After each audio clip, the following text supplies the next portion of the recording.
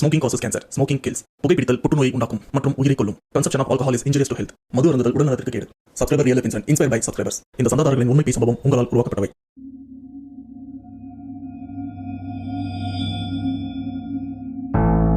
Hi வணக்கம், welcome to channel back to ரிவைன். Subscriber real life இன்சிடென்ட்ல இன்னைக்கு நம்ம பார்க்க போகிற சம்பவம் ஒன்று இல்லை, 2 உண்மை சம்பவம். அண்டு இந்த உண்மை சம்பவத்தை பற்றி ஒன்லைன் ஸ்டோரி சொல்லணும்னா அப்படி எதுவுமே வேணாம். ஏன்னா நீங்கள் ஆல்ரெடி தமிழில் பார்த்துட்டு வந்திருப்பீங்க.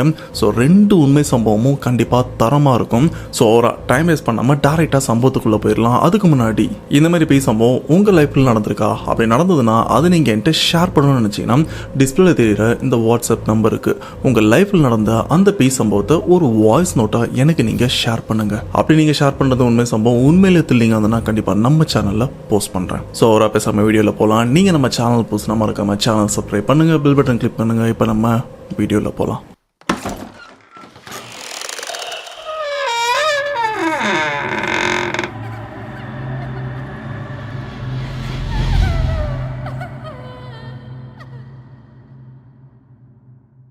ஓகே, இப்போ ஃபர்ஸ்ட் நம்ம பார்க்க போகிற உண்மை சம்பவம். இந்த சம்பவத்தை நமக்கு ஷேர் பண்ண சப்ஸ்கிரைபர், இவங்க நேம் மைவிழி. இவங்க தமிழ்நாட்டில் இருக்கிற பாண்டிச்சேரியை சேர்ந்தவங்க. ஆனால் இந்த சம்பவம் மைவிழி இவங்க அம்மாவுக்கு தான் நடந்திருக்கு. ஆனால் இந்த சம்பவம் அவங்க அம்மாவுக்கு நடந்த ஒரு சில நாளுக்கு அப்புறம் பார்த்தீங்கன்னா அந்த பிரச்சனை அம்மாவை விட்டுருச்சு. ஆனால் அதுக்கப்புறம் மைவிழி இவங்க அந்த பிரச்சனை துரத்தி டிஸ்டர்ப் பண்ண ஆரம்பிச்சிருக்கு. அப்படி மைவிழி இவங்க அம்மாவுக்கு என்ன ஆச்சு அப்படின்றத டீட்டெயிலாக பார்க்கலாம். சரியா 2 வருஷத்துக்கு முன்னாடி பாண்டிச்சேரி. ஆனால் இந்த சம்பவத்தை நமக்கு ஷேர் பண்ண மைவிழி இவங்க அம்மாவுக்கு அந்த சமயம் உடம்பு சரியில்லாமல் இருந்திருக்கு. ஆனால் இவங்களுக்கு என்ன விஷயத்தால உடம்பு சரியில்லை அப்படின்றது வீட்டில் இருக்கிற அவங்க கணவருக்கும் அண்ட் அவங்க பொண்ணான மைவிழி இவங்களுக்கு சுத்தமாக புரியல. அண்ட் இவங்களும் ட்ரீட்மெண்ட்லாம் எடுத்திருக்காங்க. ஆனால் எந்த ட்ரீட்மெண்ட்டும் அந்த சமயம் அவங்க அம்மாவுக்கு ஒர்க் அவுட் ஆகலை. இதனாலே நைட் டைமில் அவங்க அம்மா தூங்க முடியாமல் இருந்துட்டு இருப்பாங்க. ஒரு சில நேரம் இவங்களுக்கே தெரியாமல் ஓரமாக உட்காந்து அழுதுட்டு இருக்கிறது, மாடியில் போயிட்டு அழுதுட்டு இருக்கிறது அப்படின்னு நிறைய இந்த மாதிரி விஷயம் கொஞ்சம் ஸ்ட்ரேஞ்சாகவும் பண்ணிட்டு இருந்திருக்காங்க. இந்த ஒரு விஷயத்த மைவிழி அவங்க அப்பாவும் பார்த்துருக்காரு அண்ட் இவங்களும் பார்த்துருக்காங்க. பார்த்துட்டு ஆரம்பத்தில் இவங்களுக்கு ஒன்றுமே புரியல, நம்ம அம்மாவுக்கு எதனால இந்த ஒரு பிரச்சனை ஆரம்பிச்சிருக்கு அப்படின்னு. ஆனால் அந்த சமயம் இதை பற்றி தெரிஞ்சுக்கணும் அப்படின்னு கூட அவங்களுக்கு தோணாமல் இருந்திருக்கு. ஒரு நாள் வீட்டில் யாருமே இல்லாத அந்த ஒரு சமயம் அம்மா மட்டும் தான் தனியாக இருந்திருக்காங்க. அப்போ அம்மா வீட்டில் என்ன விஷயத்த பார்த்தாங்க, எதனால பயந்தாங்க அப்படின்னு தெரியல. உடனே அவங்க கணவருக்கு கால் பண்ணி, எனக்கு வீட்டில் தனியாக இருக்கிறதுக்கு பயமா இருக்கு, தயவு செஞ்சு கொஞ்சம் வீட்டுக்கு வாங்க அப்படின்னு ரொம்பவே பதற்றத்தோட அவங்க கணவருக்கு கால் பண்ணியும் பேசுறாங்க. ஆனா அதுக்கு கணவர் என்ன சொல்றாருன்னா, வீட்டுல பசங்க இருப்பாங்க, அவங்க பார்த்துப்பாங்க, எனக்கு வேலை இருக்கு, நான் முடிச்சுட்டு வரேன் அப்படின்னு சொல்லிட்டு அவரும் அந்த சமயம் அந்த ஒரு விஷயத்த பெருசா எடுத்துக்கல. இப்படியே அடுத்து 1 மாசம் வரைக்கும் பாத்தீங்கன்னா வீட்டுல இருக்கிற அம்மா அவங்க கணவருக்கு கால் பண்ணி, எனக்கு வீட்டுல இருக்கிறதுக்கு பயமா இருக்கு, இங்க எதோ நடக்குது அப்படின்ற மாதிரி அவருக்கு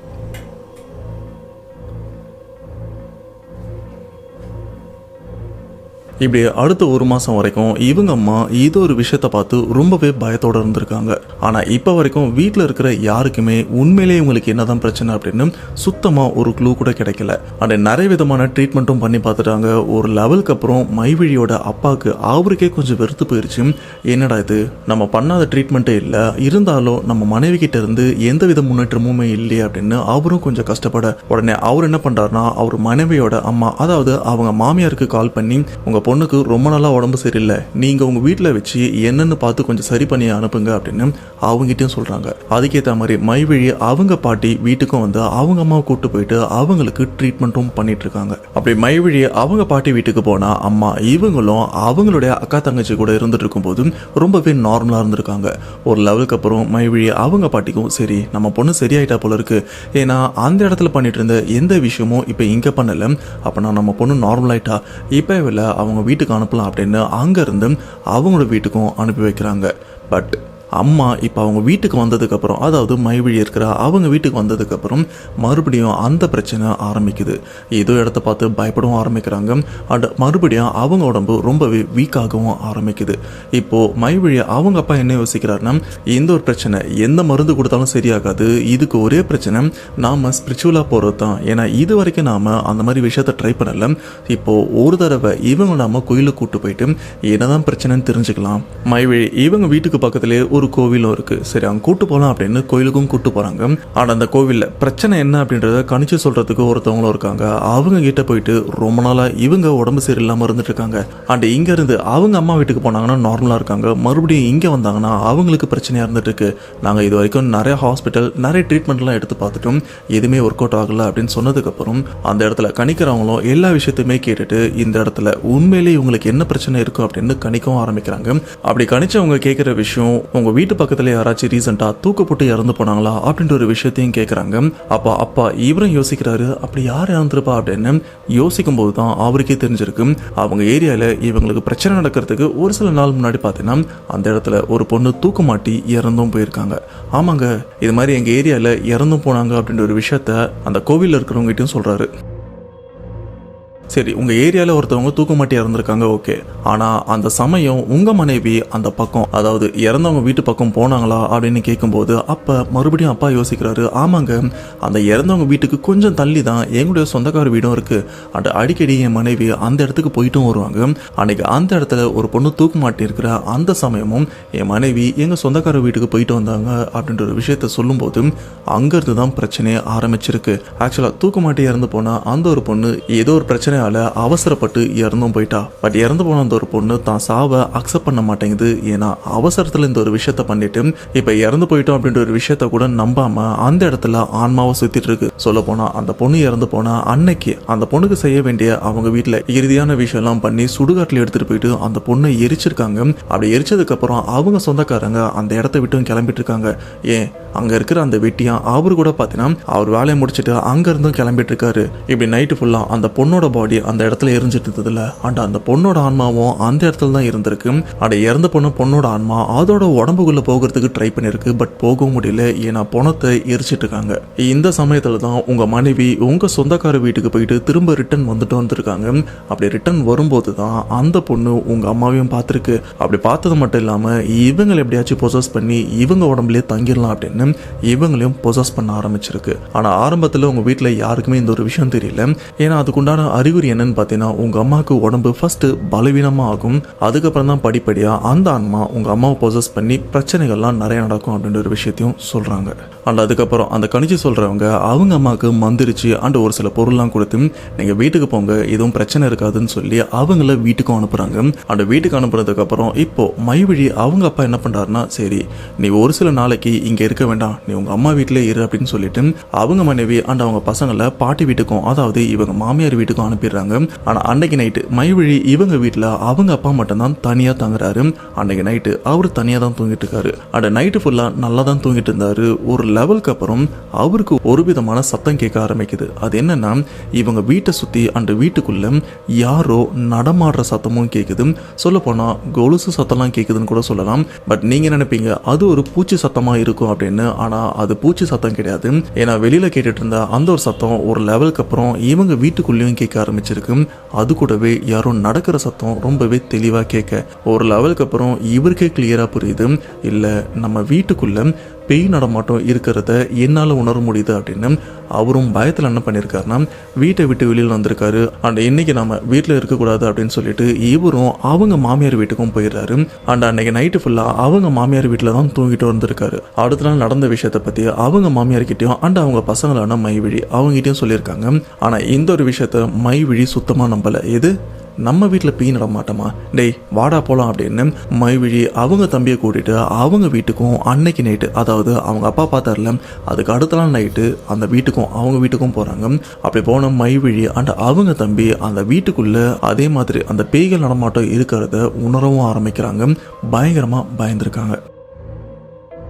இதுக்கப்புறம் மைவிழி அண்ட் அவங்க தம்பி வழக்கம் போல அவங்க பாட்டி வீட்டுக்கும் போயிடுறாங்க. அண்ட் அங்கே போனதுக்கப்புறம் நடந்த விஷயத்த அவங்க அப்பாட்டையும் சொல்லியிருக்காங்க. அண்ட் ஒரு சில நாள் பாட்டி வீட்டில் தான் இருந்திருக்காங்க. அதுக்கப்புறம் சரி நம்ம வீட்டுக்கு கிளம்பலாம் அப்படின்னு அன்னைக்கு மைவிழி அண்ட் அவங்க தம்பி அவங்க அம்மாவை கூட்டிட்டு அவங்க வீட்டுக்கும் போகிறாங்க. அன்னைக்கு அவங்க அப்பா வேலைக்கும் கிளம்பிட்டாரு. இப்போ வீட்டில் மைவிழி அவங்க அம்மா தம்பி இவங்க 3 பேர் மட்டும் தான் இருந்துட்டு இருக்காங்க. அப்படி அம்மா இந்த வீட்டுக்கு வந்ததுக்கப்புறம் அவங்களுடைய இந்த முகபாவனை ஃபேஸ் ரியாக்ஷன்லாம் பார்த்தீங்கன்னா வேற மாதிரி இருக்கு. சொல்ல போனா சம்திங் ஏதோ ஒன்று அவங்கள பொசாஸ் பண்ணி அவங்கள கண்ட்ரோல் பண்ணிட்டு இருக்கிறத மைவிழி அவங்களும் உணர ஆரம்பிக்கிறாங்க. உடனே அவங்க அப்பாவுக்கு கால் பண்ணி, பா உடனே சீக்கிரம் கிளம்பி வாப்பா, இங்கே அம்மா ஒரு மாதிரிலாம் பண்ணிட்டு இருக்காங்க, ஆனால் அவங்க மூஞ்ச பார்க்கறதுக்கே பயமாக இருக்குது, சீக்கிரம் வாங்க அப்படின்னு சொல்லும்போது உடனே அப்பா அவரும் இருக்கிற வேலையை விட்டுட்டு இங்கே வந்து பார்க்கும்போது தான் அவருக்கும் விஷயத்தோட சீரியஸ்னஸ் என்னன்னு புரிய வருது. ஸோ உடனே கொஞ்சம் கூட டைம் வேஸ்ட் பண்ணாமல் இதுக்கு முன்னாடி அந்த கோயிலுக்கு ஒருத்தவங்க கணிச்சு சொல்லியிருப்பாங்களே அதே கோயிலுக்கு மறுபடியும் போகிறாங்க. அந்த மறுபடியும் நடந்த விஷயத்த அவங்களுக்கும் சொல்கிறாங்க. உடனே மைவிழி அவங்க அம்மாவை மறுபடியும் இதுக்கு முன்னாடி ஒரு கோயில் கூட்டு போயிருப்பாங்களே சேம் அதே கோயிலை கூட்டு போயிட்டு அந்த இறந்து போன ஆன்மாக்கு என்னதான் வேணும், எதுக்கு எங்க அம்மாவை டார்கெட் பண்ணி இவ்வளவு பிரச்சனை பண்ணிட்டு இருக்கு, அந்த பிரச்சனைல இருந்து எங்க அம்மாவையும் காப்பாத்துங்க அப்படின்னு இருக்காங்க. ஆனா அதுக்கு அந்த கோவில்ல இருக்கிறவங்க என்ன சொல்லியிருக்காங்கன்னா, இல்ல உங்க வீட்டுல இருக்கிற அந்த ஆன்மா ரொம்பவே திமிரு பிடிச்சது, அது அவ்வளவு சுலபமா உங்க அம்மா விட்டு போகாது. இது மட்டும் இல்லாம அது உங்க அம்மா விட்டு போகாததுக்கு ஒரு ரீசனும் இருக்கு. மனசளவுல உங்க அம்மா ரொம்பவே பயந்த சுபாவம் கொண்டவங்க.